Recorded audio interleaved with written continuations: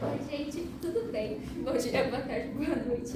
Nós somos do Artefatos. Eu sou a Bimirucas. Eu sou a Fleur. Eu sou a Blue. Eu sou a Yuki. Eu sou a Limarci, mas pode me chamar de Lima. E a gente também tem a Sumiri. Oi, ela dá guia. E hoje, não é as vozes da nossa cabeça. E hoje a gente vai debater um pouquinho sobre esse preconceito com a arte. Então, algo que a gente já começou a falar é sobre esse preconceito que tem com os artistas de praia, mas também com os artistas de rua.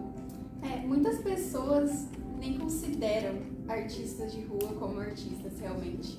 E por mais que o trabalho artista tenha sido há muito tempo visto realmente como um trabalho, tipo, oficialmente, mesmo assim, artistas de rua são vistos como pedintes ou mendigos ou como trabalhos que não devem ser realmente valorizados.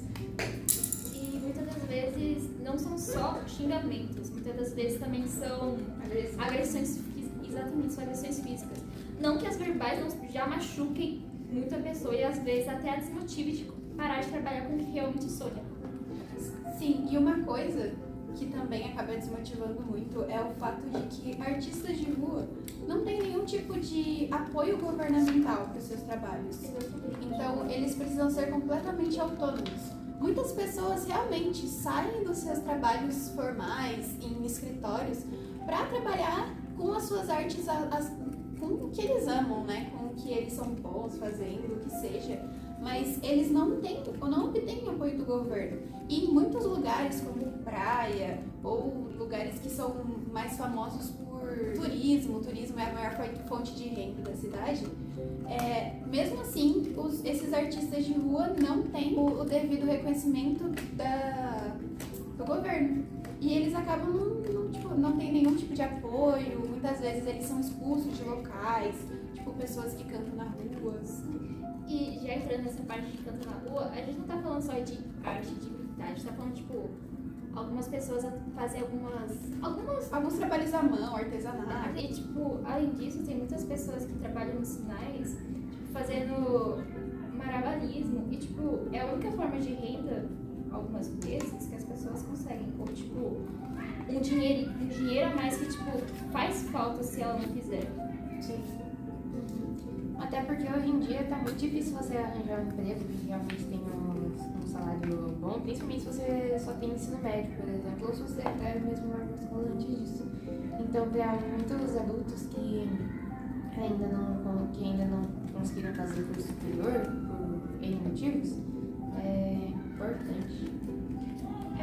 E além disso, algumas artes que são feitas na rua podem também ser vistas como um protesto, tipo, uma luta pelos seus direitos, como por exemplo o grafite.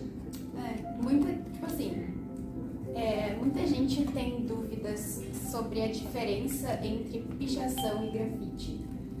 Bom, de certa forma, realmente tem bastante diferença, porque o grafite é uma arte que geralmente a pessoa é paga para fazer em algumas paredes nas ruas, ou o governo mesmo que contrata essas pessoas para talvez fazer uma limpeza desses locais. E diferente do grafite, a pichação deve ser vista, apesar das pessoas não saberem disso, a pichação deve ser vista como um tipo de protesto, porque as pessoas que fazem pichação não fazem para ela ser bonita ou meramente estético, né? Elas fazem porque elas estão lutando pelo seu direito, porque, querendo ou não, o picho e o grafite são uma arte que foi vinda da periferia, e eles encontraram essa forma de pichação e de grafite como uma luta pelos seus direitos, porque afinal eles são pessoas que foram jogadas pro canto, que não são consideradas, não têm os seus direitos acessados, não tem como acessar os seus direitos, e o governo espera que essas pessoas fiquem quietas. E às vezes elas não encontram voz, então elas encontram na arte uma forma de mostrar as suas emoções, o seu descontentamento Sim. com essa falta de atenção, exatamente, com essa falta de atenção do governo, né? Isso é necessário. Sim. Como essas artes elas são vistas como incômodo, essas pessoas elas se sentem pelo menos vistas. mesmo que tipo, o propósito da arte não necessariamente é ser bonito, mas é causar alguma coisa. E se o que causa é um incômodo, tá valendo. Sim. Muitas pessoas, na real, às vezes não é nem só essas artes, né, essas pichações, mas músicas que causam incômodo, artes até em galerias que causam incômodos, geralmente são feitas pra você, né, pensar, talvez, tipo, você realmente se perguntar se o que aquela arte está representando, se aquilo tá tudo bem, ou se, tipo, pode continuar do mesmo jeito que tá, sabe? E uma coisa, é uma opinião mais pessoal minha, é tipo, pra mim, o bicho é mais considerado como crime por mostrar explicitamente a ideia política da pessoa, tipo, o que ela realmente quer. Porque o grafite, mesmo tipo, sendo só desenhos, tem, querendo ou não, uma ideia política por trás. Tem, tipo, uma emoção, tipo, uma ideia de que, eu não sei exatamente como explicar, mas, tipo, Razão pra estar ali. tipo, uma forma dele lutar pelo seu direito. E, tipo, o bicho, a pichação, ele deixa isso tão explícito que as pessoas acabam ficando revoltadas e, por isso, na minha opinião, é mais considerado crime. Sim.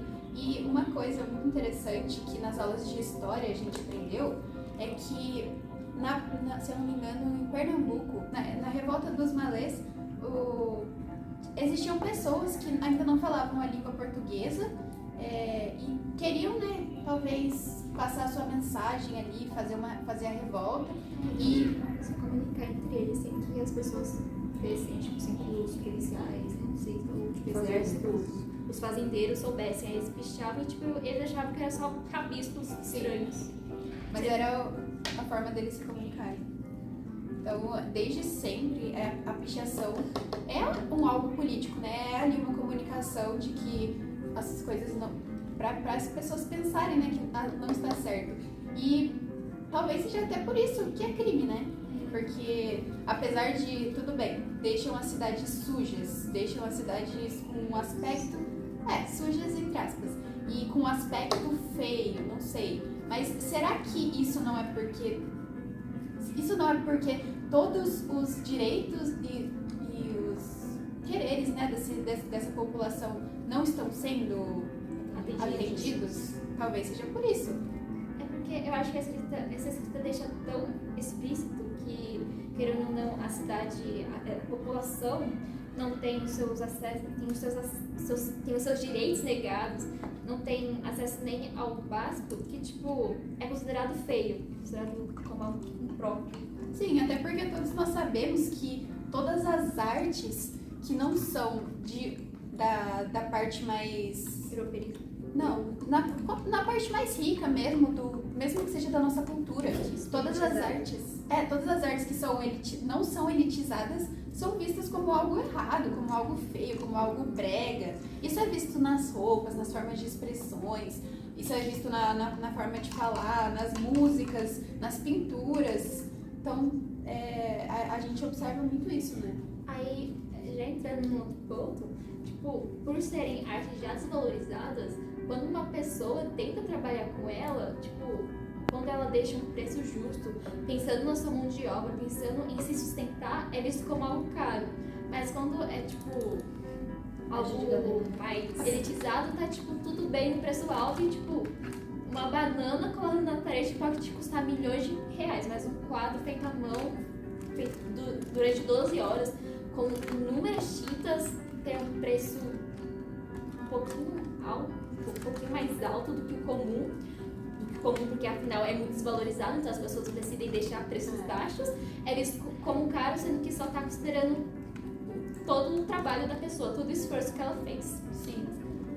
Onde a gente observa muito isso é principalmente nos artesanatos, como um exemplo que eu consigo dar muito bem é o crochê, porque muitas pessoas talvez olham peças pequenas feitas de crochê e pensam, nossa, caraca, tá... Ui! Eita! E pensam, nossa, que caro, meu Deus, não vou pagar tudo isso em uma pecinha só. Mas não pensa no trabalho que deu aprender aquilo, fazer aquilo no tanto de horas, porque crochê é algo muito difícil. E quando são, tipo, peças, talvez amigurumis, ou talvez realmente peças de roupa, são muito difíceis de fazer. E além disso, sim, bolsas, não, tudo bem, bolsas, elas custam muito caro, as linhas custam muito caro quando elas são feitas, quando elas são de qualidade, né? Então tudo isso precisa contar, além de que se a pessoa se sustenta com aquilo, não, até, tipo, mesmo que ela não se sustente com aquilo, mas principalmente se ela se sustenta com aquilo, ela precisa tirar um dinheiro bom daquilo, de cada venda. E como é algo mais caro, talvez ela não venda tanto, e ela precisa daquele dinheiro, entendeu? Então, isso acontece muito. Mas as pessoas não acham, as pessoas acham tudo bem você pagar R$100 pra talvez ir em algum museu, alguma galeria, e ver quadros que, sei lá, quadros como que chamam mesmo? Quadros atuais, quadros contemporâneos, ou algumas artes contemporâneas, que são tipo, sei lá, um balde que foi quebrado e derruba areia. Tipo, tá, tudo bem, tem um conceito por trás daquilo, a gente entende. Mas, poxa, por que você aceita pagar mais por essa arte, né, que é vista como chique, que é vista como algo da elite, mas não paga por um artesão, né, que tá ali trabalhando e acha isso, nossa, um absurdo você ter que pagar mais caro por aquilo. E aí isso acaba desvalorizando muito essas pessoas a seguirem com esse trabalho. Tudo bem. E tipo, acaba desvalorizando, e muitas das vezes as pessoas acabam desistindo de trabalhar com essa coisa, e, tipo, com a arte, e decidem trabalhar muitas das vezes com tipo, coisas que não tornam elas felizes. Sim. Todo esse preconceito, essa desvalorização, ela acaba fazendo com que essas pessoas desistam dos sonhos delas, de, sei lá, conseguirem vender a arte delas e serem realmente felizes com isso, e acabam optando, né, por trabalhos mais formais, por trabalhos, vou trabalhar em uma agência, mas acaba não fazendo a arte dela e não sendo realmente feliz com o que ela trabalha.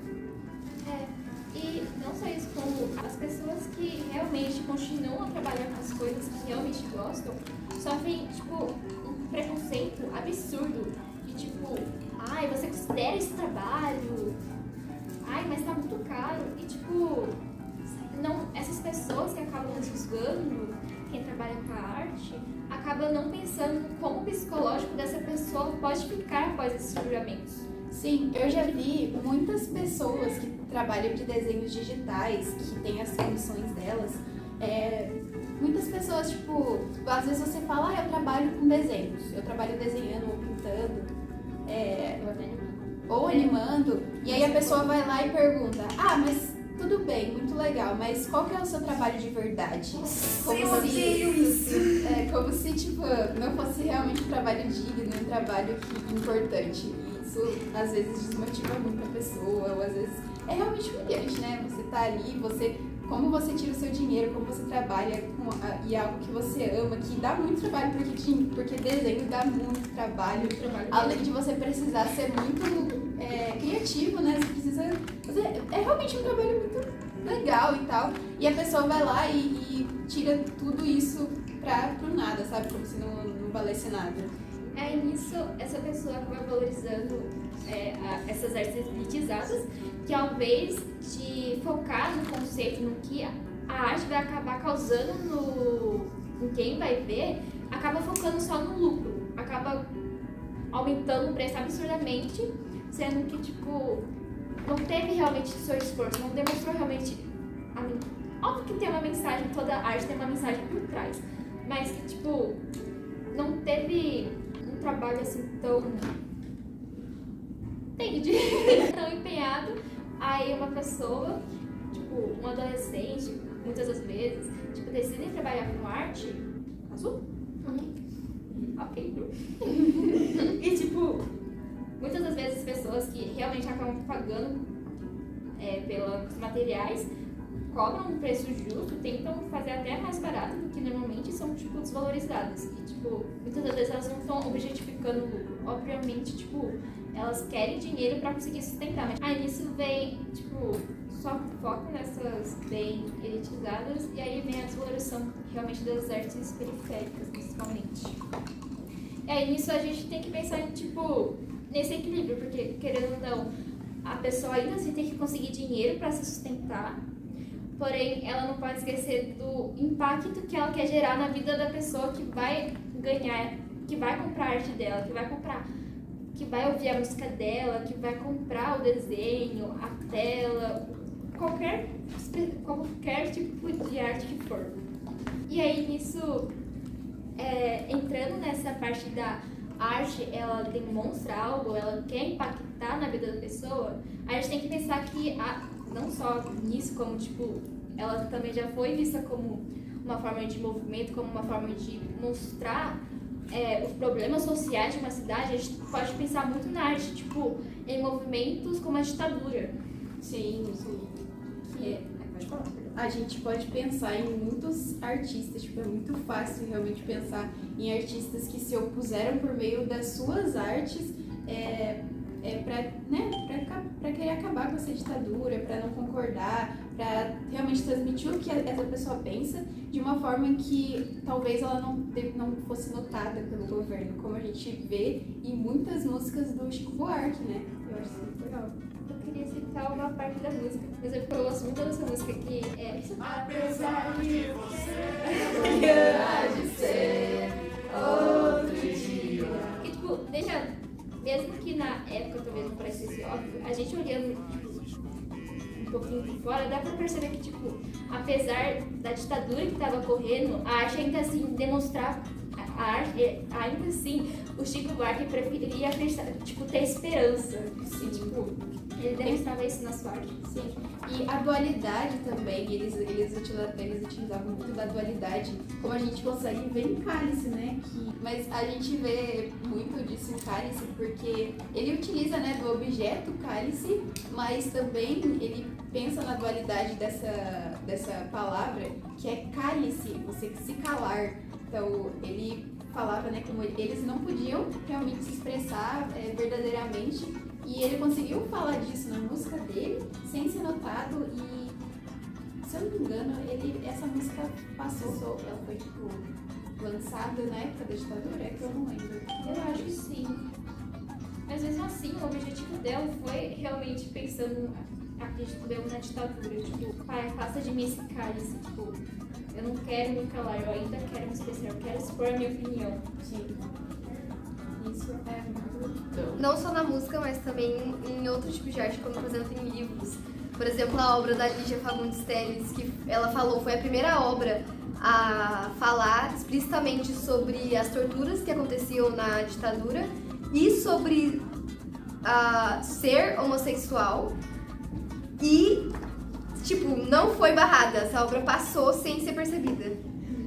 Concordando já com a Bru e querendo citar um outro escritor também, como o Caio Fernando de Abreu, com Morangos Mofados, que, tipo, em várias partes ele tenta usar muito das figuras de linguagens para, tipo, não deixar tão explícito, mas mesmo assim demonstra no seu livro, em vários capítulos, como a Terça-feira Gorda, como, tipo, nós LGBTs eram, tipo, na época, tipo, mortos, reprimidos, exatamente, reprimidos. Eu fico bem feliz nessa época, ainda assim, as pessoas não terem desistido e terem continuado a se expressar com a arte, porque, querendo ou não, é uma forma de luta, é uma forma de resistência. E Sim. essas pessoas não terem desistido é algo pra mim muito importante. Sim. E uma coisa muito linda que passa, né, a mensagem que passa de todos esses artistas, seja em música, seja em livros, em pinturas, é que você pode matar o artista, mas você nunca pode matar a sua arte, matar a ideia que aquela arte quer passar, sabe? Isso é muito lindo. Bonitinha. Eu preciso de uma aprovação. Não precisa, não. E a arte não só demonstrava sobre esse preconceito, essa homofobia, essa repressão para as pessoas que tinham, além disso, para as pessoas que tinham valores políticos diferentes, mas também, tipo, sobre racismo, pessoas marginalizadas. E uma arte que eu pesquisei, que eu vi que resistiu bastante à ditadura, foi a arte pop, que inicialmente é muito vista atualmente também para o consumo, mas na época foi, tipo, uma forma de denúncia social para o que estava acontecendo. E, assim, a gente percebe que a arte pop é algo mais colorido.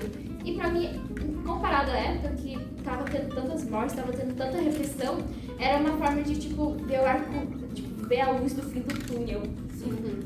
Não perder a esperança, né, que tudo um dia poderia melhorar. Como realmente melhorou. Graças a Deus. Não sei se eu ia falar. Eu esqueci. Eu lembra. Não tem laranja, não tem nada. A gente tá meio pobre. Tem preto e É, branco. artistas que vêm vindo essa arte.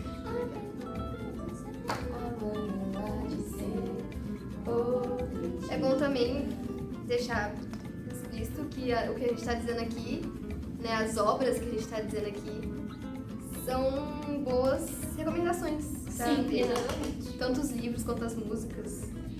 A maioria dos livros das músicas que a gente está citando podem ser usadas tanto como repertório cultural mesmo, como uma forma de estudar, né? Porque alguma dessas obras, como o que a Vivi Lucas falou, elas caem no vestibular e é muito importante você Mesmo se saber. não caísse, seria importante saber da história, Sim. da nossa história, né? Do povo brasileiro, do nosso passado. É o teu país. É o nosso país, exatamente.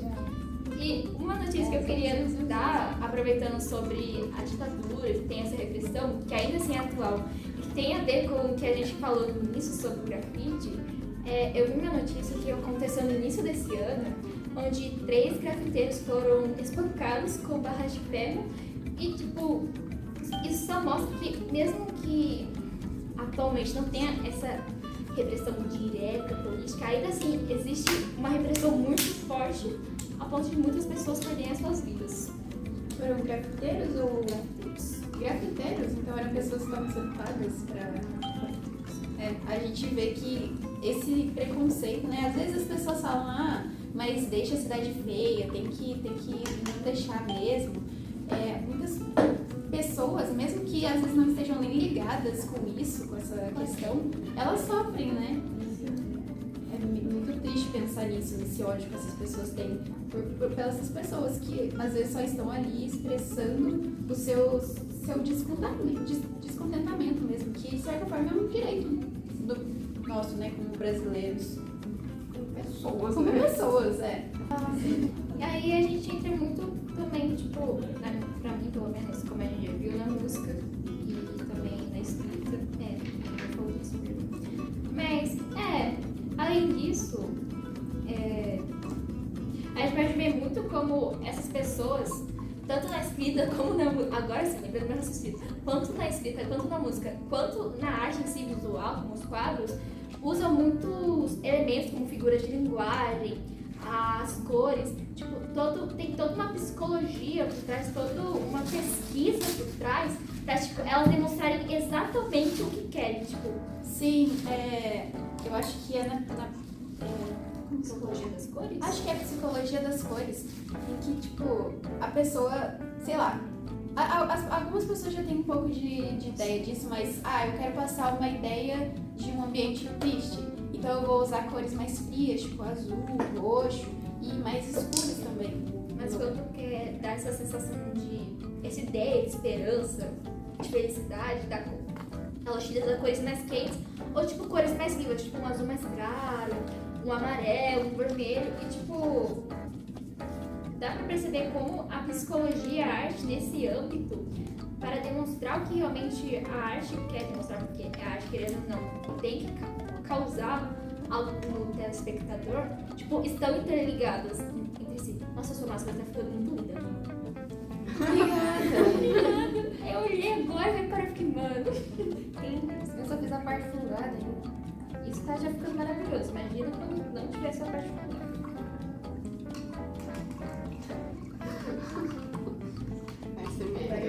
Barulhinho da água. Sejam felizes. Erros técnicos. Tudo bem, eu vou usar toda a tinta, não vou gastar. Vocês acham que algum de vocês já sofreu preconceito pela arte de vocês ou algo assim? Sim. É algo meio que de família, sabe? Porque eu...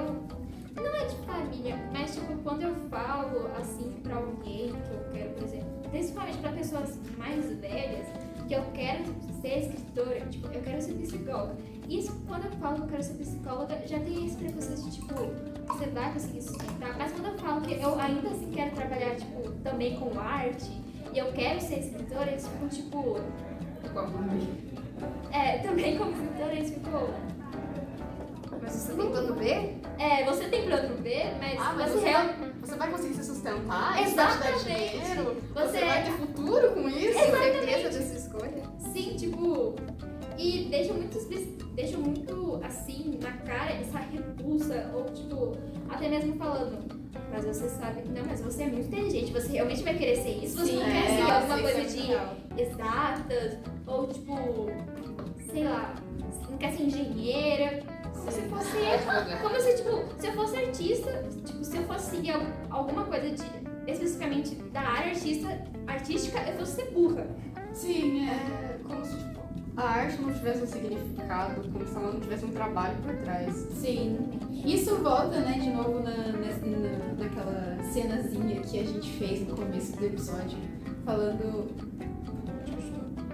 aquela cenazinha que a gente fez no começo do episódio, falando, se tudo der errado eu vou vender arte na praia, mas quem garante que você tem as habilidades pra vender arte na praia, sabe? Se não é o que você realmente gosta e você tá fazendo aquilo, se tudo der errado. Tipo, você realmente acha que é muito fácil assim, que você vai ter habilidade, que você vai ter habilidade de vender? Porque não é só, tipo, eu cheguei lá e expor minha arte.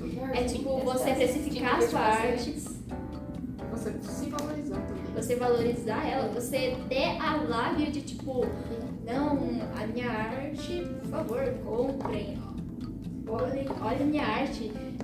Você realmente amar aquilo que você tá fazendo. Sim, e tipo, é muito perceptível, por exemplo, quando eu vou na praia, tipo, pelo menos a maioria dos artistas que eu vejo lá, tipo, demonstram ter esse prazer em vender a sua arte na praia. Então, usar esse trabalho com uma expressão tipo, nossa, não.